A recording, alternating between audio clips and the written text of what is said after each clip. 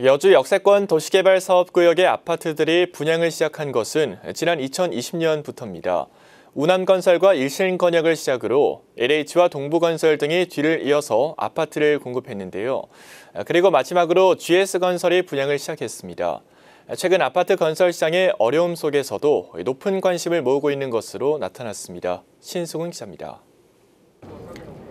여주 역세권 도시개발 사업의 마지막 기대주인 교동 세종지구 공동 1블럭의 아파트 분양이 시작됐습니다.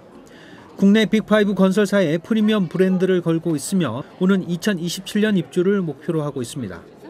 앞서 지난 2020년 분양한 여주역 휴먼빌과 2021년 여주역 센트레빌 트리니체도 청약 당시에 높은 경쟁률을 기록한 바 있습니다.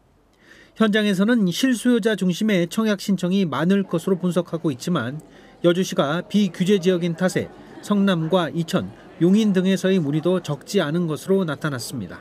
이쪽에 지금 저희가 들어왔다는 것이 그 프리미엄이 아마 좀 그 메리트가 좀 큰 거, 브랜드가 좀 큰 것 같고요. 워낙 요즘 부동산 경기들이 다 바닥을 치고 있어서 분양가만큼 이거 유지를 해줄지. 현재 아파트 분양 시장에서의 가장 큰 걸림돌은 공사비 상승 이슈입니다.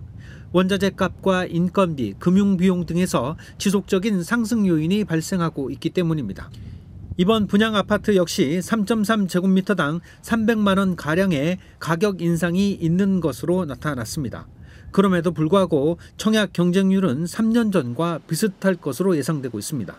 향후에 그리고 또 직전 거의 3년 동안 공급이 없었기 때문에 여주시 내부에서 새 아파트에 대한 수요가 강하게 있었던 게 특히 이제 긍정적인 반응을 얻고 있는 데 주요한 역할로 생각을 하고 있습니다. 여주 역세권 사업의 가장 큰 호재는 GTX D노선입니다.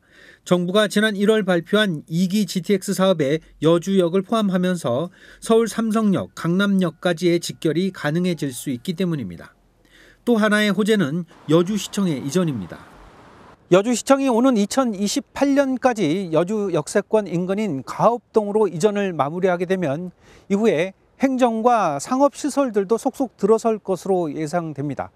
결국 여주 역세권의 가치가 더 상승되는 것은 앞으로 4, 5년 후에도 이어질 수 있다는 겁니다. 중장기적으로는 여주 역세권과 홍문 1, 2지구, 교동 1지구까지 포함 약 6,000세대의 미니 신도시가 조성되게 됩니다. 이를 바탕으로 한 생활 인프라의 확대도 기대돼 실수요자들의 만족도는 더 높아질 수 있다는 게 부동산 업계의 분석입니다. 딜라이브 뉴스 신승훈입니다.